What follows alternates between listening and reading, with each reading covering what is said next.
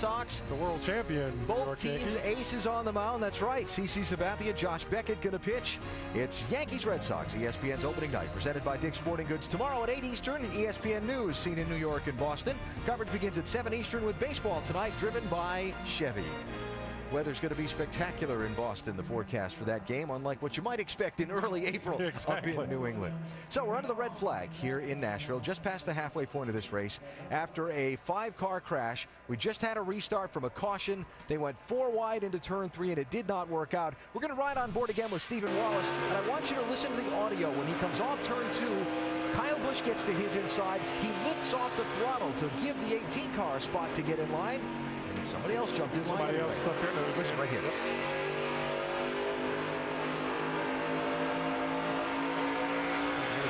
there. Lifts. Now back into it. And somebody else. When he lifted to give Kyle Busch that break, Brendan Gaughan jumped to his inside. And yeah, I mean, Steven looked like he did the right thing. He was trying to give people room, race around him. And he, like I say, he gave him a little bit, gave Kyle plenty of room to get in there. And before you know it, someone else stuck their nose in there. Let's see this. Yeah, it looked like his teammate just came right in there on him and didn't give him any room. And boy, that was a hard lick. Yeah, did you see the movement of the safer barrier when that 66 car hit the wall? A very hard shot for Stephen Wallace and the other drivers involved. There's what's left of the 66 car. I'll tell you. Again, Colin Brown involved, Mikey Kyle involved, Jason Keller involved, Michael McDowell involved in that crash. Now, this being the 5th race of the season, the guaranteed starters next weekend at Phoenix will turn from last year's final owner points to this year's current owner points. Top 30 get in, and this wreck affected some of those right on that bubble. Well, you can see that Jack Roush's group took a big hit. Yeah, I mean, it's a scramble, but, you know, they have the resources to bounce back, but some of the guys around them don't. It's going to be very, very difficult going forward to maintain or to get back into that top 30. Updates as soon as possible on some of the drivers involved in the accident, but right now we are under the red flag with Scott Wimmer leading here in Nashville. 115 laps complete, 110 left to go. Our next stop on the Nationwide Tour is the Desert Jewel of Phoenix. The last 4 of 5 Phoenix races have ended in a green-white checkered. Fireworks begin Friday at 9 p.m. Eastern on ESPN2 HD. You don't want to miss that one. It's going to be a lot of fun. We're under a red flag condition here as we had the 5-car crash. There are the cars on the back straightaway. Good news to report from down in the infield care center. Let's check in with Jamie Little. That's right. 2 of the drivers checked and released right now. Michael McDowell to my left and Stephen Wallace to my right. Michael, I'm going to start with you. A lot of you guys were stuck a lap down. I mean, what was that like putting you guys all together? And what was going through your mind before you went green? Well, you know, it's just unfortunate. Anytime you have green flag stops and yellow comes out, it usually gets pretty exciting on the restarts. A lot of guys lap down, a lot of good cars that were running in the top 10, and just really unfortunate for everyone on the Mobile Shop 81. We had a good solid run running in the top 15 most of the day, and saw him get 4 wide, and I was already up against the fence, and I'm figuring if I stay high, maybe I'll miss all of it, and just happened to get collected it. Steven came up the track. He must have got clipped, and by the time he came up to the track, I just hit him right in the door. It's a pretty hard hit, unfortunate for McDonald Motorsports, but go to Phoenix, and hopefully we'll get a good top 10 run. Thanks for talking with us. I'm glad you're all right. Steven, I know you had some help coming out here to the medical center. How is your right foot? Oh, it's fine. You know, I just stepped on a wrong. Our Toyota wasn't too bad. We got caught a lap down there. You know, we pitted and then the caution came out, and we were all 4 wide, and we're fine up until, you know, I saw a car get underneath me and made it 4 wide there, and then I got, you know, clipped in the right rear and sent head on the wall. Just real unfortunate. It's just, you know, good hard racing, but we got to go to Phoenix here and, you know, try and dig ourselves out of this, you know, big hole. We've got 2 big wrecks in the past 2 weeks, and we're probably falling on the points pretty hard. So it's a tough week, but I'd like to thank all the guys at 5 Hour. We'll go to Phoenix and, you know, give her hell. Be all right. Take us inside that race car, Steven. What is it like? Explain to people when you know this is all starting to happen and your spotter's talking to you and all these things are going on. What's going through your mind as you're looking ahead? I'd say the best way to explain it is that you're walking across the street and here comes a big Mack truck ready to run you over. So it hurt a lot, but we'll be all right. All right, Steven, thanks for talking with us. And he's walking with his toes up, not feeling too well. Yeah, Steven finished 38th at Bristol after the crash, and there's Rusty not working this weekend with us, but working as team owner.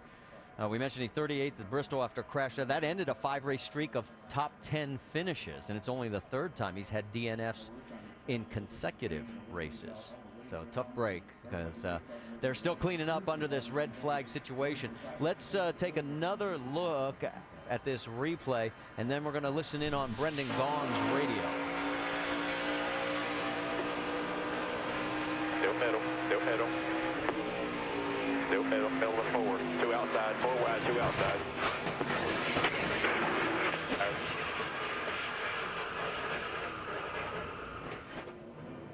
Now, it was Brendan's radio, or Brendan that was underneath him, and then this is the conversation from Brendan's radio right after the crash. That was our teammate there, man. Teammate got collected.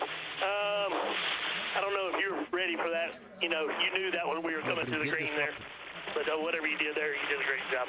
Couldn't figure out where to go. Carl Edwards didn't choose until late.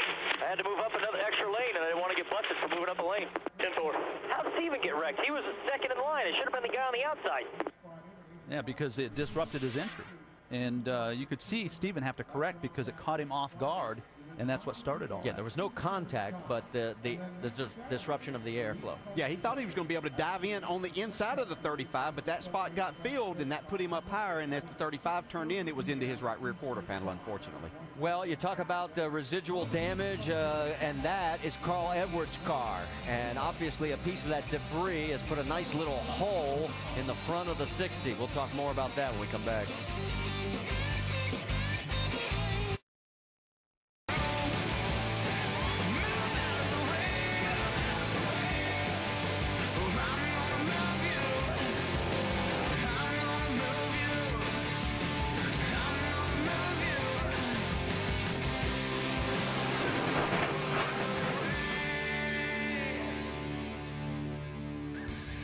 Well, we are back under caution after a 14-minute red flag for cleanup after that 5-car crash you just saw here at Nashville Superspeedway. We noticed some damage on the nose of Carl Edwards, number 60, and Dr. Jerry Punch is down there. And Doc, what are they talking about doing? Well, I mean, opening day for Major League Baseball is still a day away, but here how appropriate the Roush Fenway car has what they describe as a baseball-sized hole in the grill of the car. That hole came as a result of contact on pit road on the previous pit stop between the 60 car and the 26. Now, a moment ago during the red flag, Drew Blickensdorfer, the crew chief, ran to the back straightaway and looked over the fence where the cars were parked under the red flag and saw the hole. He then ran back to pit road and had the crew guys here, John Moore, prepare a patch. He's holding that patch in his left hand. It is a piece of aluminum surrounded by Barabond with screws in it, and they're going to try to screw that over the opening in the grill of the car. Why do they want to fix it? Well, we'll explain what that opening would do. Let's go to our Craftsman Tech Garage and Tim Brewer.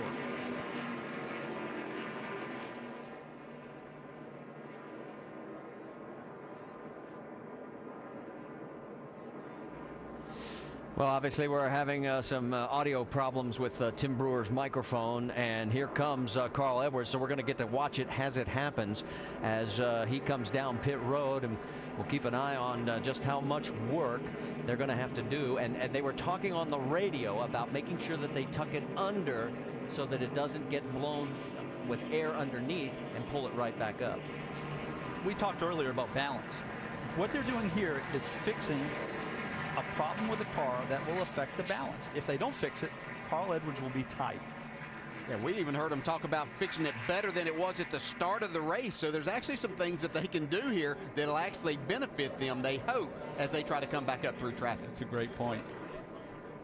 You can see him having trouble with that one. This might be the best the car's been all day. Yeah, sometimes you can make something out of these type situations. It's just a matter. He's going to lose about. The ductwork on top. Make sure we look in there. He's going to lose about 6 spots from where he was in that 13th spot. They had preset these screws, and they're having trouble with the ones on top. I'm wondering if there was a piece of metal underneath that was probably prohibiting them from being able to drill those holes easily. Yeah, and when you get into the hood, which is metal, it's a little more difficult than it is with that nose, being what it's made of, the Kevlar there, and so it makes it a little easier to get it in the nose than the hood. Jack Roush overseeing everything from the box.